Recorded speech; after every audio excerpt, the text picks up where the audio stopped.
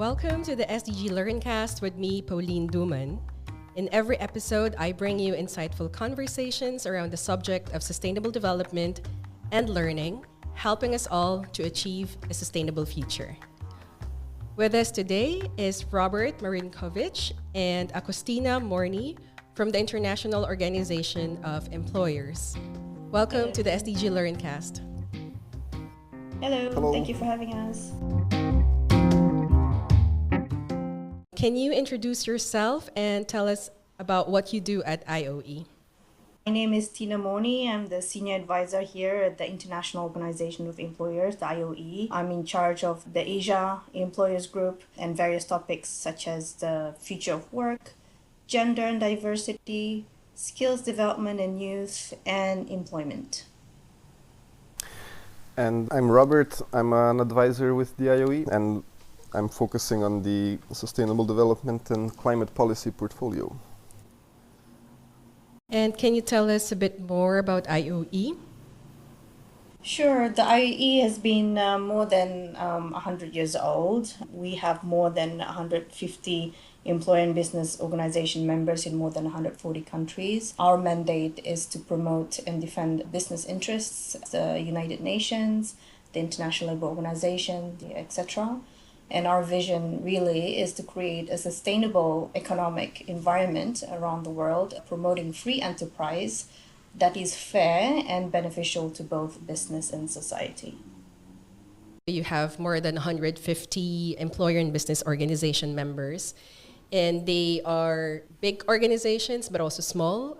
Robert, you're working in the area of sustainability. Maybe you can give us a bit more background of the work that you do on sustainable development and employers. I've been working with the IOE for 3 years now, and over the past several years, sustainability in general, and particularly climate policy, has become a higher priority, I think, globally, but also for employers in the private sector. A lot of our work is really working with the rest of the international community. So we focus on joining some of these existing governance processes for climate. In particular, we have the UNFCCC and the COP meeting, and then other similar processes. So we really try to be present in all of these governance processes, and then work with the UN and with our members to bring, on the one hand, the priorities and the perspective of business to the debate, but also to really follow the developments in the discussion, so that we then, on the other hand, inform our members and bring this agenda back to the national level. So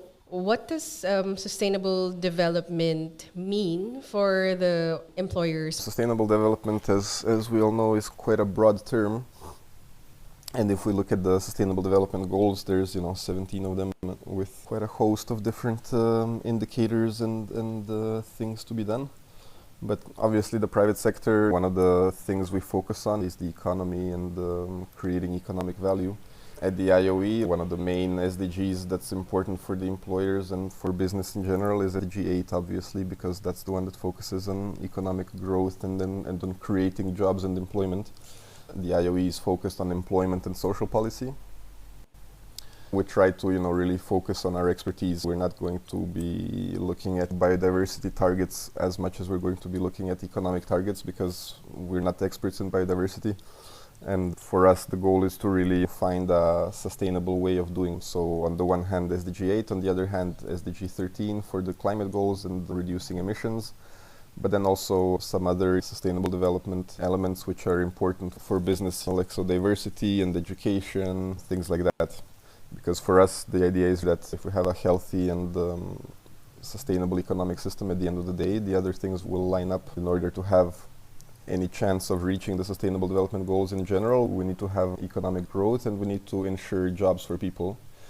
Because at the end of the day, livelihoods in every country depend on jobs and depend on employment.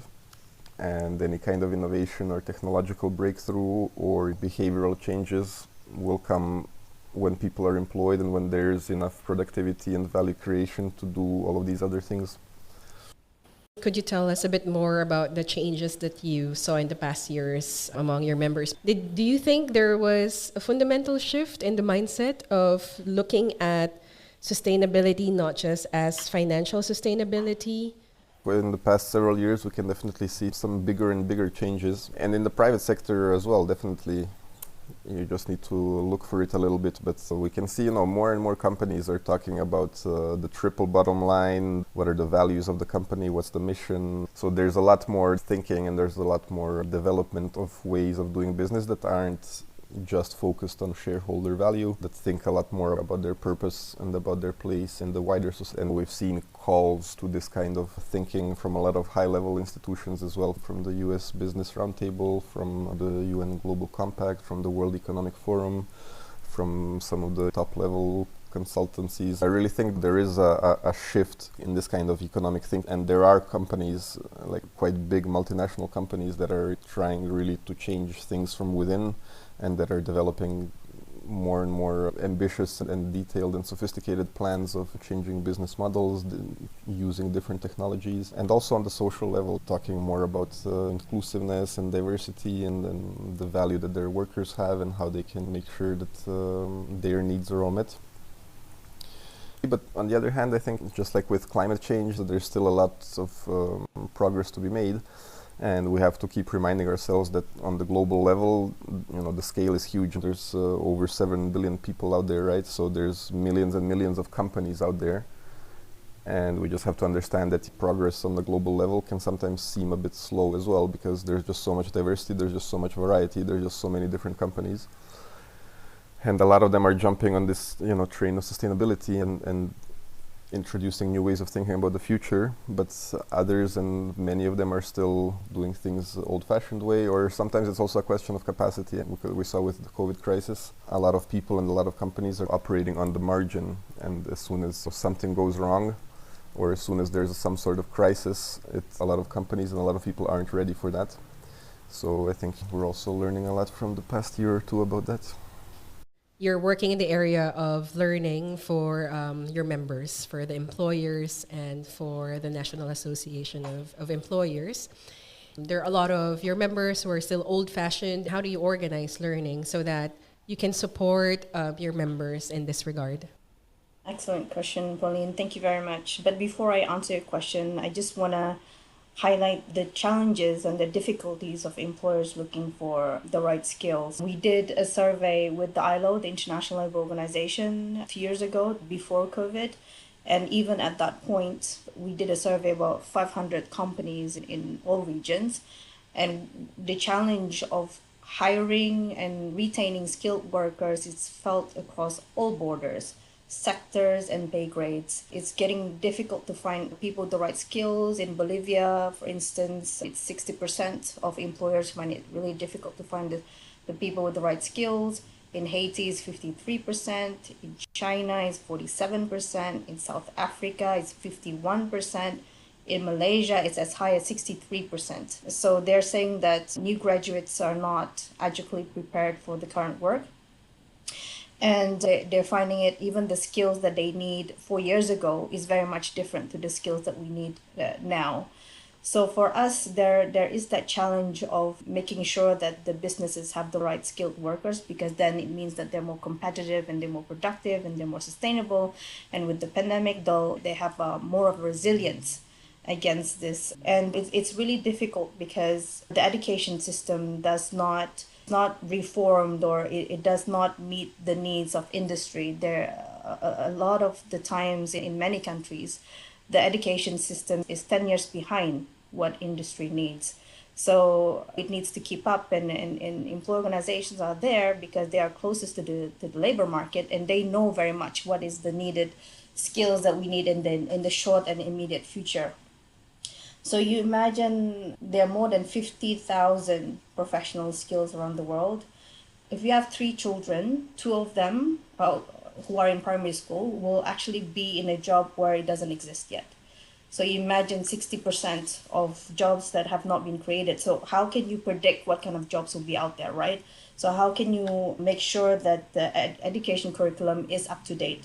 It's really difficult. So the answer to that really is to go into the basics. So we talk about this notion of hard skills and soft skills. Hard skills, it started in 1970s in the US Army, where they say hard skills is the ability for you to read a map, and the soft skills is the decisions that you you make after reading the map. So this difference between the hard skills and the soft skills, and the soft skills are very much difficult for one to teach and attain it. We refer to them as human social skills, and these are the kind of skills that have evolved over the years.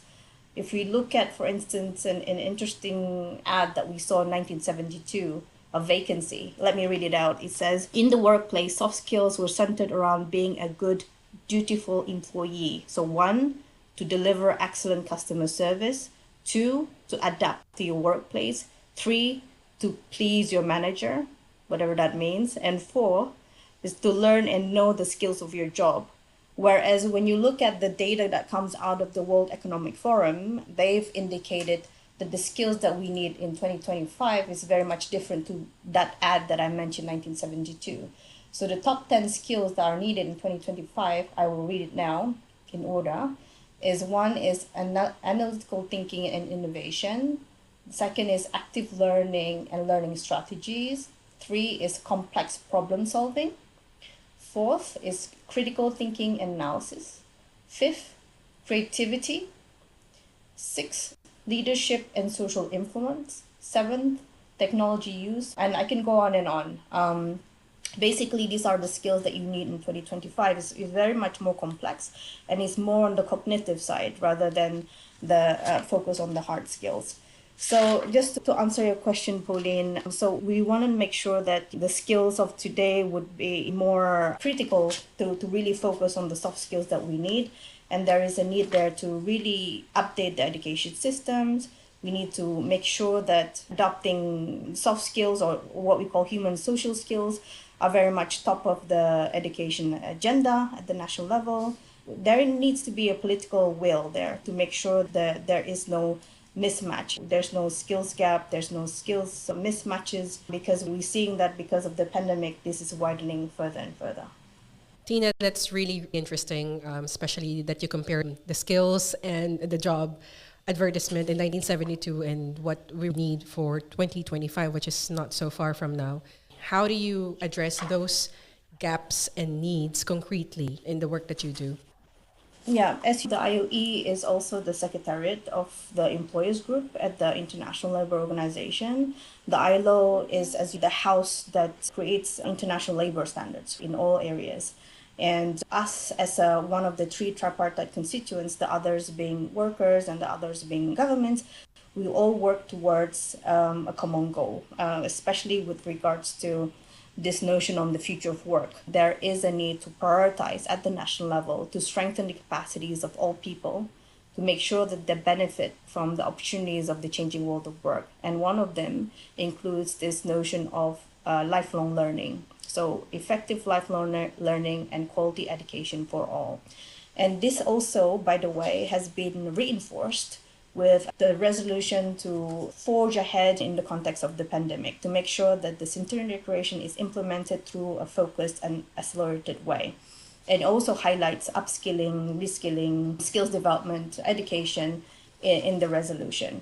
This concept of lifelong learning, it's not new, but it's getting more and more emphasized. There are countries now that are thinking of institutionalizing lifelong learning as a national policy. The 2 countries that had it before was Singapore and France. They have this as a policy at the national level. But I see now there's a trend in the Scandinavian countries that also believe that lifelong learning should be institutionalized at the national level.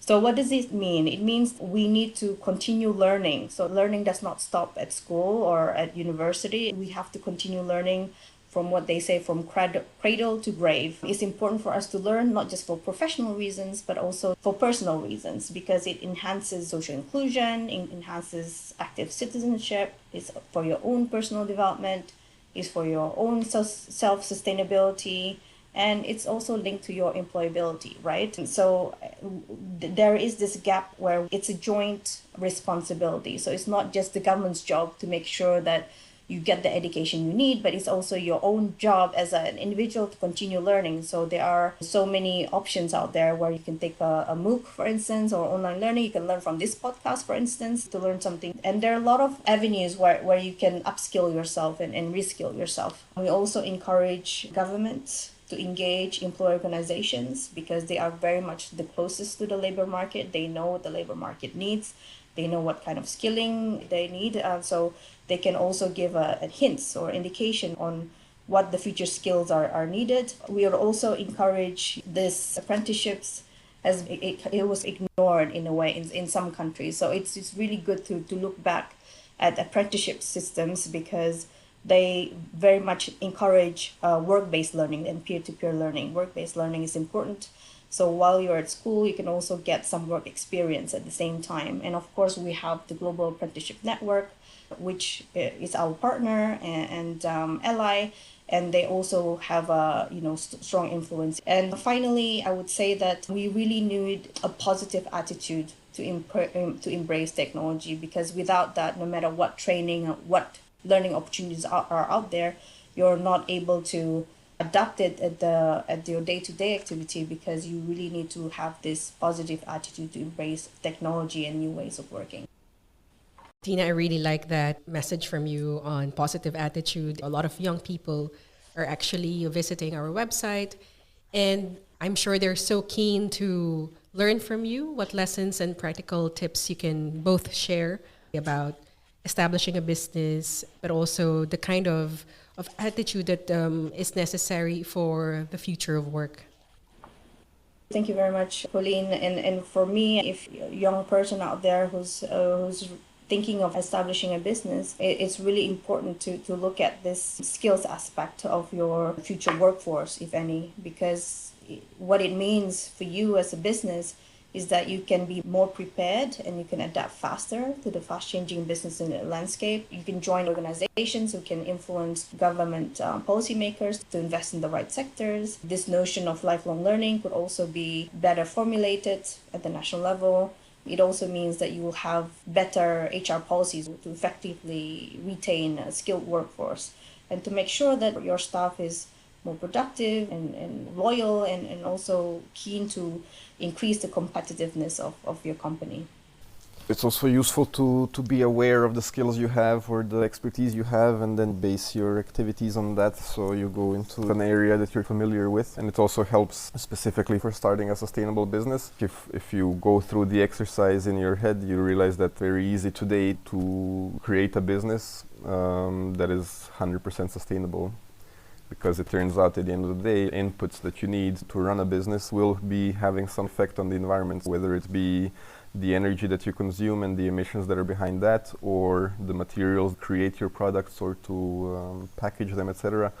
Some of those materials won't be 100% sustainable. Education about sustainability is super important. One tip I would give is to, just like with normal businesses, is to think of a problem that you would like to solve. And this can be, I think, a good way to start is to make it personal, so try to think of something in the things you do, in the hobbies that you do, any sort of thing that you interact with. If there's a lot of plastic packaging, and you could think of making a similar product. And I'm sure a lot of our listeners are already excited to learn more from the work that you do and where they can get more of the tips and the practical lessons.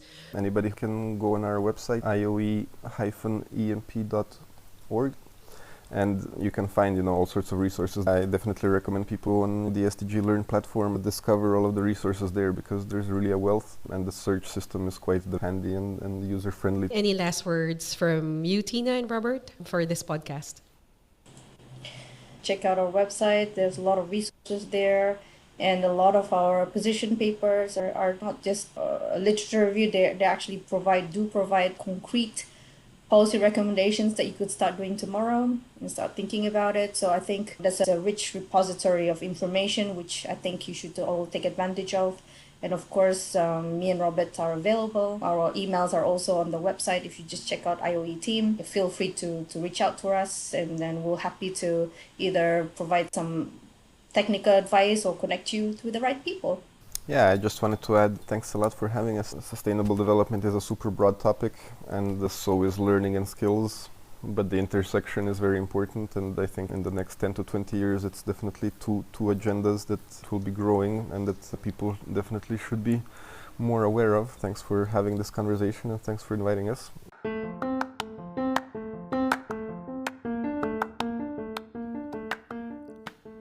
That was Robert Marinkovic and Agustina Morny from the International Organization of Employers. We learned from our guests that companies across all regions are facing the challenge of hiring and retaining skilled workers. It is getting more difficult to find people with the right skills, and this is why we need to promote lifelong learning and be prepared for the future of work. We also learned that governments need to engage with employee organizations because they are the closest to the labor market, and they have a good understanding of the current labor market needs, but also the skills required for the future. Lastly, we learned that it is important for businesses to consider sustainable development. This requires consideration of the inputs they use to run their businesses and understand how they affect the environment and society. Thank you for listening to the SDG LearnCast. You can find more information about sustainable development learning on the UN SDG Learn website. For now, I'm Pauline Duman. Thanks for listening.